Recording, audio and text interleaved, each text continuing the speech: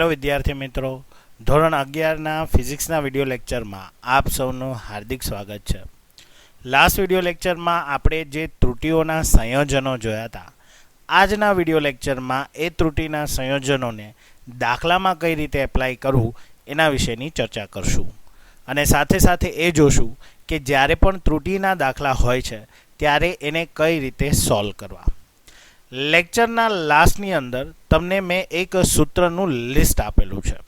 આ સૂત્રો તમારે નેક્સ્ટ વિડિયો લેક્ચર માટે પ્રિપેર કરવાના છે, કારણ કે આના પછીનો જે વિડિયો લેક્ચર આવશે એમાં આપણે એકદમ મહત્ત્વનો ટોપિક છે એ ડિસ્કશન કરવાના છીએ, જેનું નામ છે પારિમાણિક સૂત્ર. આ ટોપિક JEE અને નીટ માટે પણ મોસ્ટ ઇમ્પોર્ટન્ટ થિંગ છે. તો જો તમને એ બધા સૂત્રો આવડશે તો જ તમે એની અંદર જે છે એ કેલ્ક્યુલેશન કઈ રીતે થાય છે એ સમજી શકશો અને એ આખી પદ્ધતિને સમજી શકશો. અને એટલા માટે તમારે એ સૂત્ર જે છે એ એટલીસ્ટ 3 વખત લખીને જે છે એ યાદ રાખવાનું રહેશે. જે તમારે ધોરણ 11 અને 12 બંનેની અંદર જે સૂત્ર આવે છે એ બધાનું એ લિસ્ટ છે. પણ એમાંથી માત્ર અત્યારે આપણે ધોરણ 11 પૂરતું માત્ર આપણે પહેલાં 20 જે સૂત્ર છે એને પાક્કા પાયે તૈયાર કરવાના છે. તો ચલો વિદ્યાર્થી મિત્રો, આજનો વિડિયો લેક્ચર સ્ટાર્ટ કરીએ. હેલો વિદ્યાર્થી મિત્રો, ધોરણ 11ના ફિઝિક્સના વિડિયો લેક્ચરમાં આપ સૌનું હાર્દિક સ્વાગત છે. લાસ્ટ વિડિયો લેક્ચરની અંદર આપણે ત્રુટીઓના સંયોજનોની વાત કરી હતી,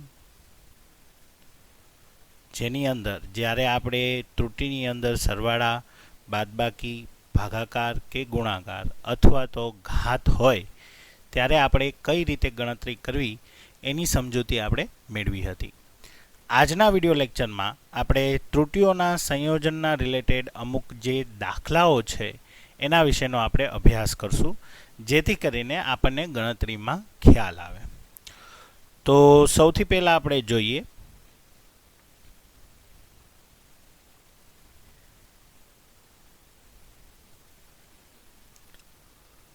તો આપ જોઈ શકો છો કે કઈ રીતે જે એક્ઝામ્પલ છે એમાં સૌથી પહેલાં આપણને કીધું છે કે ભાઈ અવરોધ R1 જે છે એ 100 ± 3 ઓહમ અને અવરોધ 2 જે છે એ 200 ± 4 ઓહમને શ્રેણીમાં જોડવામાં આવે તો સમતુલ્ય અવરોધમાં રહેલી મહત્તમ નિરપેક્ષ ત્રુટી શોધો.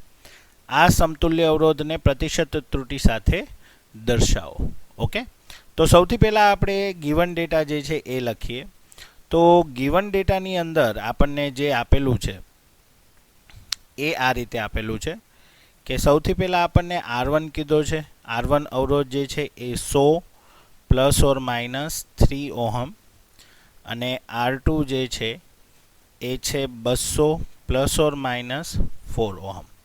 ઓકે, અને આપણને એમ કીધું છે કે ભાઈ શ્રેણીમાં જોડવામાં આવે છે, એટલે શ્રેણીમાં એટલે આ રીતે કંઈક આકૃતિ થશે, બરાબર. આ આપણું R1, આ આપણું R2. ઓકે, હવે આના સંદર્ભમાં આપણે સમતુલ્ય અવરોધ શોધવાનો છે. ઓકે, તો સમતુલ્ય અવરોધ શોધવા માટે આપણે શ્રેણીનું સમતુલ્ય અવરોધનું સૂત્ર શું થશે? R = R1 + R2. આ જે સૂત્ર છે એ આપણે ધોરણ 10માં જે છે એ તમે વિદ્યુત પ્રવાહના ચેપ્ટરમાં શીખી ગયા છો, બરાબર. તો સૌથી પહેલાં જો અહીંયા શું થયું કે R1 અને R2નું આપણે શું કરવાનું છે તો કે સરવાળો કરવાનો છે. તો જેની અંદર આ 100 જે છે એ સાચું મૂલ્ય છે, 200 જે છે એ સાચું મૂલ્ય છે અને ± પછીનું જે મૂલ્ય છે એ ત્રુટી છે. ઓકે, તો સૌથી પહેલાં આપણે R1 જે છે એ લખી લઈએ, એટલે 100 ± 3 પ્લસ અને 200 ± 4.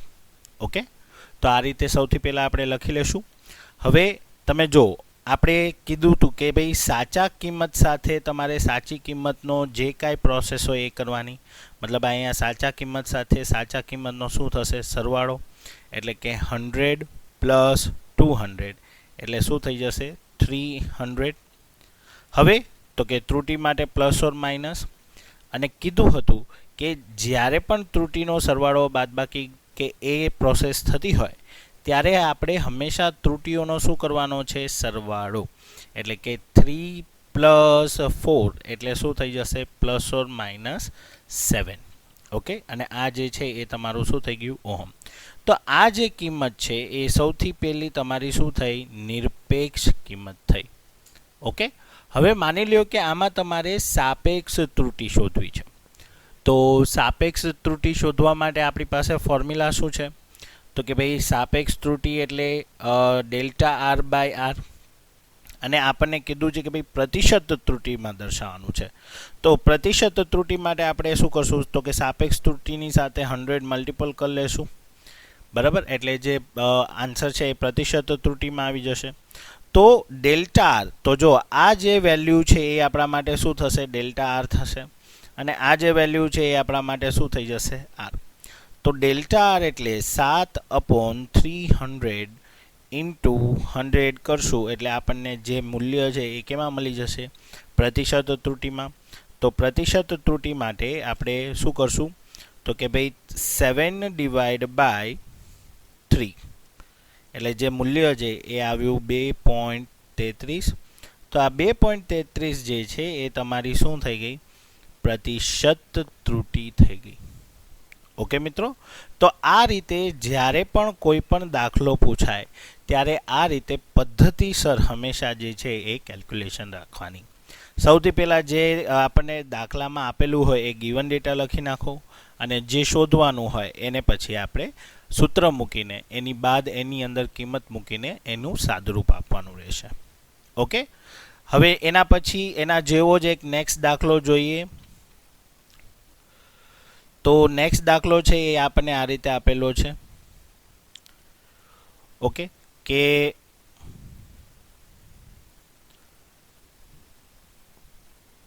આપણને કીધું છે કે ભાઈ પદાર્થની ઘનતા માપવાના પ્રયોગમાં પદાર્થનું દળ આપેલું છે. તો ગિવન ડેટામાં અગર આપણે વાત કરીએ તો ગિવન ડેટાની અંદર આપણને દળ આપેલો છે.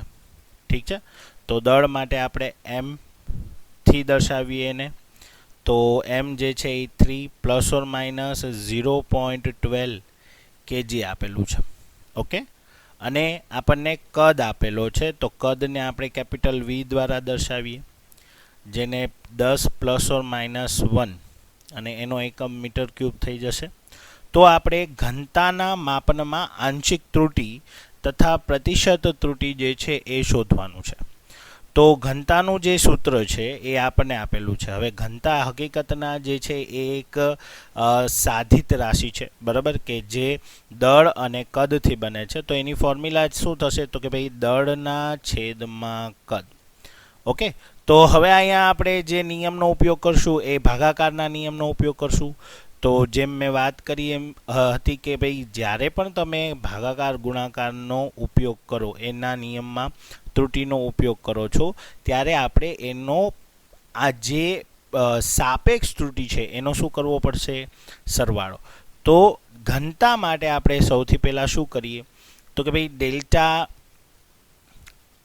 ρ/ρ = delta m/m plus delta v/v. Okay, તો જ્યાં આપણે જોઈએ કે ભાઈ આપણી પાસે ડેલ્ટા m છે, તો કે હા આ તમારું ડેલ્ટા m થઈ ગયો, આ m થઈ ગયું, આ તમારા માટે ડેલ્ટા v થઈ જશે, આ તમારા માટે v થઈ ગયો. ઓકે, તો સૌથી પહેલાં તો આપણી પાસે રો નથી. તો રો ગોતવા માટે આપણે શું કરશું? તો કે રો બરાબર જે સાચું મૂલ્ય છે એનો આપણે સિમ્પલી શું કરવાનો છે? તો કે ભાઈ m/v. તો રો માટે આપણે m/v લઈએ તો m આપણા માટે શું થશે? 3, અને v છે એ શું થઈ જશે? 10. એટલે જે આન્સર છે એ 0.3 kg/મીટર ક્યુબ થશે. ઓકે, તો આ રીતે જ્યારે પણ તમને કોઈ પણ કિંમત જે છે એની સાચી કિંમત શોધવાની હોય તો સાચી કિંમતનો અહીંયા ભાગાકાર કરવાનો હતો, તો આપણે શું કર્યું? એનો ભાગાકાર. હવે એના માટે આપણે ત્રુટી ગોતવાની છે. તો આ જે સમીકરણ છે એની અંદર આપણે બધી કિંમતો મૂકી દઈએ. તો ડેલ્ટા ρ/ρ અત્યારે હું એમને રાખું છું. ડેલ્ટા m એટલે મારા માટે શું થઈ જશે? તો કે ભાઈ 0.12 અપોન m એટલે 3 પ્લસ ડેલ્ટા વી એટલે શું થશે 1/v એટલે 10.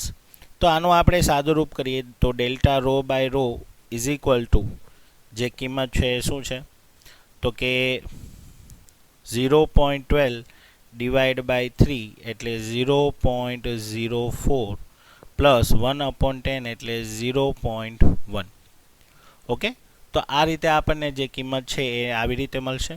તો આનું જ્યારે આપણે સાદુરૂપ કરીએ એટલે delta rho by rho is equal to 0.04 plus 0.1 એટલે 0.14 થશે.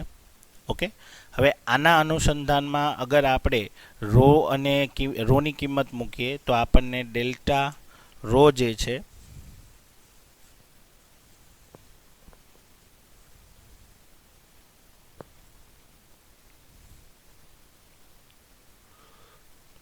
તો delta rho is equal to 0.14 into rho જ થશે. તો હવે રોની કિંમત તો આપણે ગોતેલી હતી કે ભાઈ રો બરાબર આપણને શું મળ્યું હતું તો કે ભાઈ 0.3. ઓકે, તો હવે જ્યારે આની આપણે કિંમતનું સાદુરૂપ આપશું તો 0.14 ઇન્ટુ 0.3 એટલે 0.042 kg પર મીટર ક્યુબ થશે. તો જ્યારે તમે આના માટે ત્રુટિ જે છે એ લખીએ તો આપણે આ રીતે લખશું rho plus or minus delta rho, બરાબર. તો જેની અંદર રોની કિંમત છે એ શું હતી 0.3 પ્લસ ઓર માઇનસ આ ડેલ્ટા રો આપણને કેટલો મળ્યો તો કે ભાઈ 0.042 kg પર મીટર ક્યુબ. ઓકે મિત્રો, તો આ રીતે જ્યારે પણ આપણને દાખલાઓ જે છે એ ત્રુટિમાં પૂછાય ત્યારે આ રીતે જે છે એનું તમારે સાદુરૂપ અને એની જે ગણતરીઓ છે એ આ રીતે થશે. ઓકે, તો સિમિલરલી આપણે બીજો એક દાખલો પણ જોઈ લઈએ.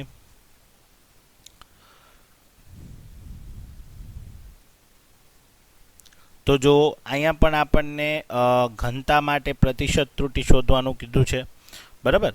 તો જો શું કહે છે ભાઈ ગોળાના દ્રવ્યમાનની ઘનતા શોધવાના પ્રયોગમાં એમના માપન પ્રતિશત ત્રુટિ. હવે જો એને આપણને ગિવન ડેટામાં શું આપી દીધું છે ઓલરેડી તો કે તમને દળની પ્રતિશત ત્રુટિ છે એ ઓલરેડી આપી દીધી છે. એટલે કે ડેલ્ટા એમ બાય એમ જે છે એ આપેલો છે શું છે તો કે ભાઈ 0.26%, બરાબર. અને આ આરના માપનમાં પ્રતિશત ત્રુટિ આપેલી છે એટલે આર એટલે તમને ખબર છે કે ત્રિજ્યા થશે. તો ત્રિજ્યા ડેલ્ટા આર બાય આર જે છે એની ત્રુટિ આપણને પ્રતિશતમાં આપી છે 0.38%.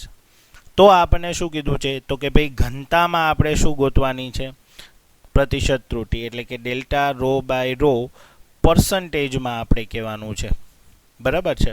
તો સૌથી પહેલાં તો આપણે જે ઘનતા છે એના સૂત્ર જે અત્યારે આપણે જોયું એને રિવાઇઝ કરી લઈએ. તો આપણને ખ્યાલ છે કે ભાઈ ઘનતાનું જે સૂત્ર છે એ આપણને આ રીતે આપેલું હતું કે ભાઈ ઘનતા રો બરાબર દળના છેદમાં કદ. હવે અહીંયા આપણને કીધું જ છે કે ભાઈ ગોળા માટે, તો ગોળા માટે અગર તમે ઘનતા કદ જુઓ તો ગોળા માટે તમને જે કદનું સૂત્ર છે એ આ રીતે મળશે 4/3 પાઈ આર ક્યુબ, બરાબર. તો હવે આનું આપણે સાદુરૂપ આપીએ એટલે રો બરાબર 3m, દળ એટલે એમ થશે, 4 પાઈ આરનો ક્યુબ થઈ ગયો. ઓકે મિત્રો, તો જ્યારે આપણે ભાગાકાર હોય ઘાત હોય તો એના માટે આપણે વાત શું કરી હતી કે ભાઈ નિયમો તમારે 1/1 એપ્લાય કરતા જવાના. તો કે ભાઈ ભાગાકારનો નિયમ છે એટલે સાપેક્ષ ત્રુટિનો સરવાળો થશે અને ઘાત છે તો ઘાત છે એ શું થશે આગળ આવી જશે. અચળ પદ જે છે એની ત્રુટિ કેલ્ક્યુલેશનમાં નહીં આવે.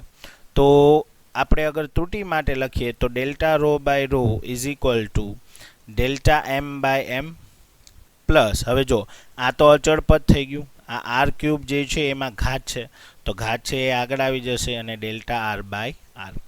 હવે આ છે એ સાપેક્ષ ત્રુટિ છે. આપણને જે કિંમતો આપી છે એ શેની આપી છે તો કે ભાઈ પ્રતિશત ત્રુટિઓ માટે. તો પ્રતિશત ત્રુટિ અગર મારે લેવી હોય તો અહીંયા બધી જગ્યાએ શું આવી જશે × 100. તો જ્યારે તમે આને × 100 કરશો બધાને તો આ જે કાંઈ બી તમને વેલ્યુઝ મળશે એ બધી શેની આવી જશે તો કે ભાઈ પ્રતિશત ત્રુટિ માટે આવી જશે. Okay, into 100. ક્લિયર? તો હવે આ બધી જે વેલ્યુ છે એ કેમાં આવી ગઈ? પર્સન્ટેજમાં, એટલે કે પ્રતિશતમાં.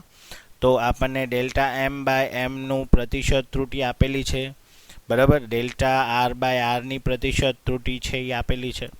તો હવે ખાલી માત્ર કિંમત મૂકી દો. તો ડેલ્ટા એમ બાય એમ જે છે એ આપણને કેટલું આપેલું છે તો કે ભાઈ 0.26% પ્લસ 3 ગુણ્યા, હવે ડેલ્ટા આર બાય આર છે એ આપણને કેટલો આપેલો છે કે ભાઈ 0.38.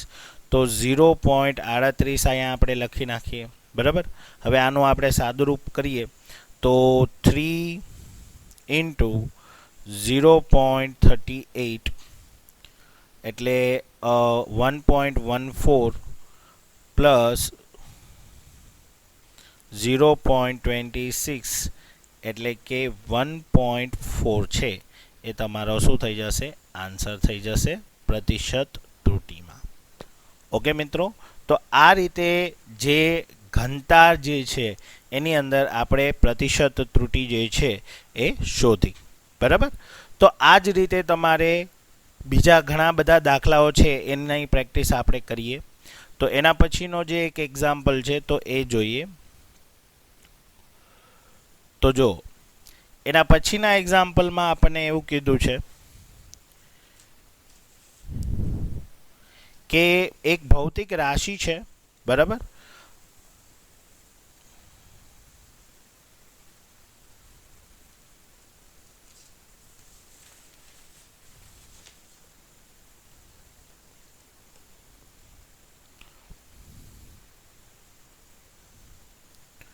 તો જો આપણને એક ભૌતિક રાશિ કીધી છે, બરાબર, કે એક ભૌતિક રાશિ છે W, બરાબર.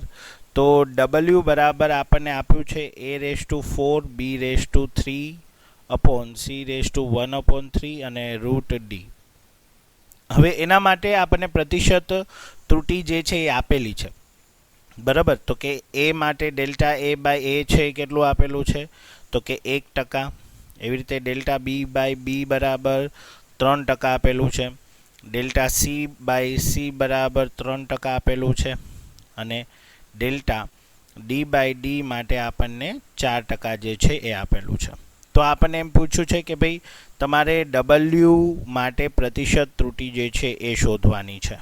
ઓકે, તો એકદમ સિમ્પલ કેલ્ક્યુલેશન જ છે, બરાબર. આપણે જે ત્રુટિના નિયમો છે એનો આપણે ઉપયોગ કરીએ. તો ડેલ્ટા W બાય W પ્રતિશત ત્રુટિ માટે આપણે શું કરશું તો કે જો અહીંયા આપણે ભાગાકાર તો છે એટલે સાપેક્ષ ત્રુટિ તો લેવાની જ છે, પણ સાથે સાથે ઘાત પણ છે. તો ઘાત છે એ આગળ આવી જશે.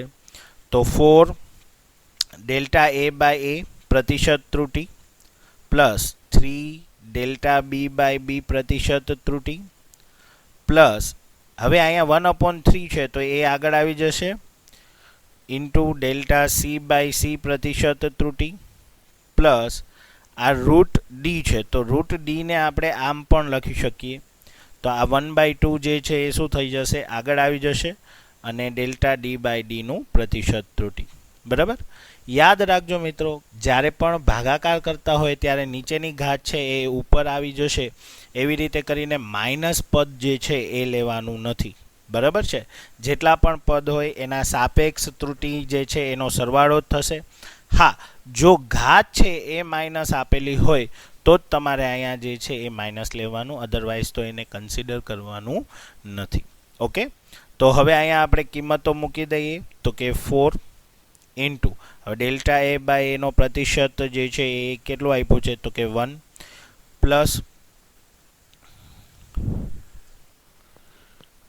3 into delta b by b જે છે એ પણ આપણને 3% આપેલો છે, plus 1/3 into delta C by C છે એ 3% આપેલો છે. અને 1/2 into delta D by D એ જે છે એ આપણને કેટલું આપ્યું છે? 4%. તો હવે અહીંયા આપણે બેલેન્સ સાદું રૂપ આપીએ એટલે આ કેન્સલ થઈ જશે, આ થઈ જશે 2, એટલે કે 4 પ્લસ 3 તેરી 9 પ્લસ 1 પ્લસ 2. ઓકે, તો 9 ને 1 10 અને 4 14 ને 2 16.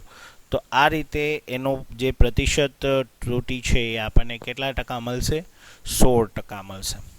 ઓકે, તો આ ટાઈપના જે દાખલાઓ છે એ ઘણી વખત જે છે એ કોમ્પિટિટિવ એક્ઝામિનેશનમાં જે છે એ પૂછાયેલા છે.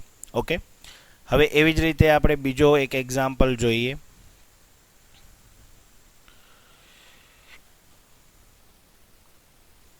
આ જે એક્ઝામ્પલ છે એ બધા થોડાક જૂના સિલેબસમાંથી લીધેલા છે, બરાબર છે.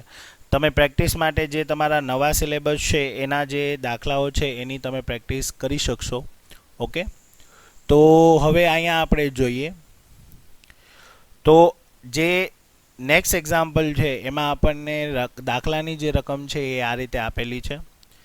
હવે આપણને એમ કીધું છે કે એક સાદા લોલકના આવર્તકાળનું સૂત્ર આપેલું છે. એટલે આપણે જે સૂત્રનો ઉપયોગ કરવાનો છે એ આ છે કે ભાઈ 2π√L/g. ઓકે, હવે આ લોલક એટલે શું થાય? તો કે લોલક છે એ એક પ્રકારનું મિકેનિઝમ છે કે જેમાં આ રીતે એક આધાર સાથે એક ગોળો લટકાવેલો હોય, બરાબર, જેને દોલક કહેવાય, બરાબર, અને એ જે ગતિ કરે એ દોલન ગતિ હોય, બરાબર.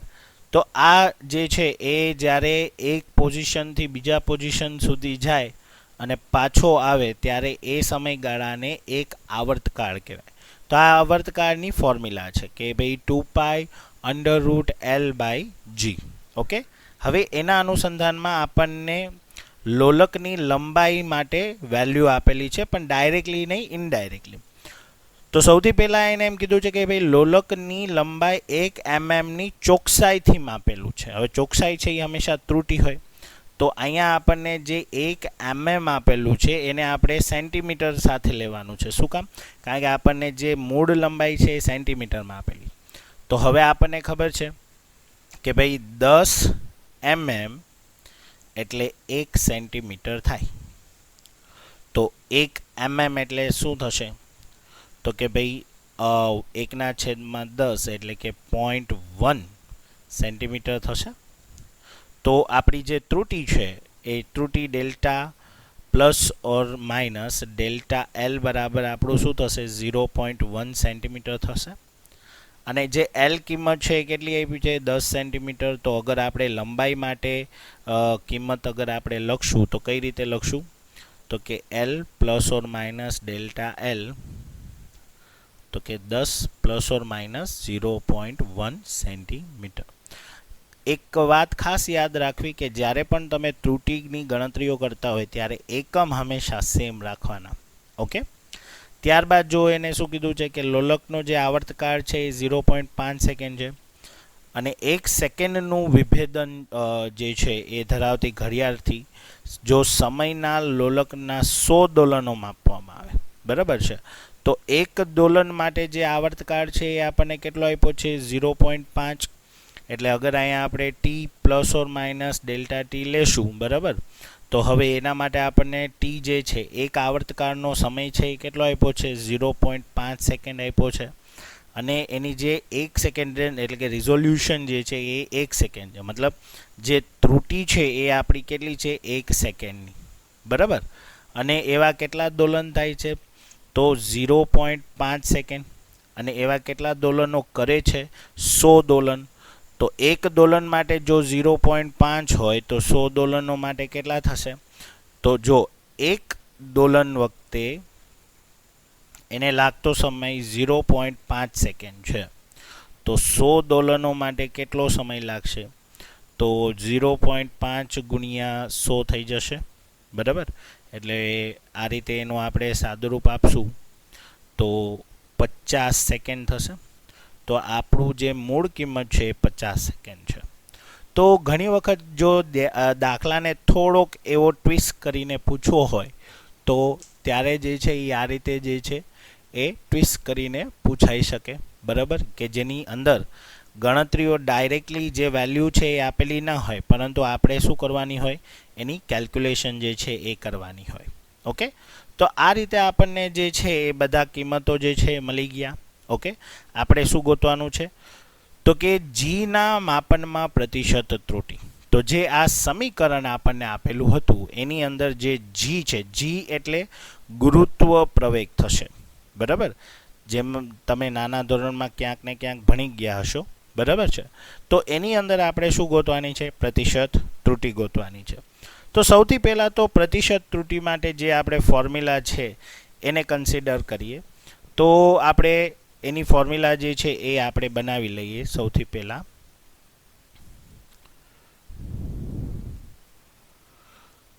તો આપણને જે મૂલ્યાંકન આપેલું છે, બરાબર છે, તો એના અનુસંધાનમાં અગર આપણે જોઈએ તો T is equal two 2π√L/g આ સમીકરણ આપેલું છે, બરાબર. તો આ સમીકરણમાંથી મારે પહેલાં તો જીને કરતા બનાવવો પડશે.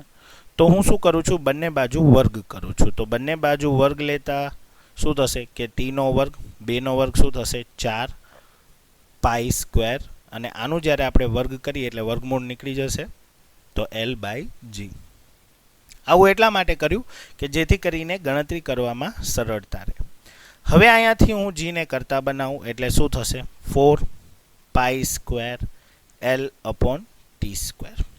ઓકે, આપણે શું કરવાનું હતું? તો કે ભાઈ આપણે જે કિંમત છે એમાં આપણને કીધું છે કે ભાઈ જીમાં આપણે શું કરવાનું છે? પ્રતિશત ત્રુટિ શોધવાની છે.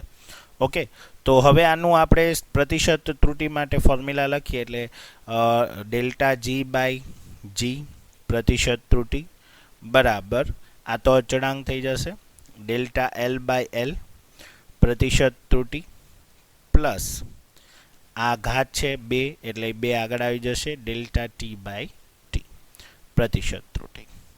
તો આપણી પાસે જે ΔL/L નું જે મૂલ્યાંકન હતું એ શું હતું? તો ΔL જે છે એ 0.1 હતો અને L છે એ 10 હતું. તો 0.1/10 પ્રતિશત છે એટલે ઇન્ટુ શું કરશું? 100. ઓકે, પ્લસ જે ΔT છે એ શું છે? 1 અને T છે એ 50. તો 2 × 1/50. અહીંયા પણ પ્રતિશત ત્રુટિ આપણે લેવાના છીએ એટલે ઇન્ટુ 100 કરવું પડશે, બરાબર. તો જ્યારે હવે આનું આપણે સાદુરૂપ કરીએ ત્યારે 0 0 કેન્સલ થઈ જશે, બરાબર છે. તો 0.1 × 10 એટલે આ થઈ જશે 1 ઇન્ટુ આ થઈ જશે 10 અને 2 × 4.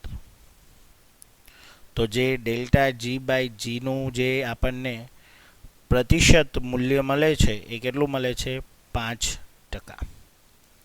ઓકે, તો આ રીતે તમે કોઈ પણ જે દાખલો છે એ દાખલાની ગણતરી અને એની જે સમજૂતી છે એ એકદમ ઇઝી મેથડથી, અને આના જે દાખલા છે એ આ જ રીતના ખૂબ જ ઇઝી હોય છે.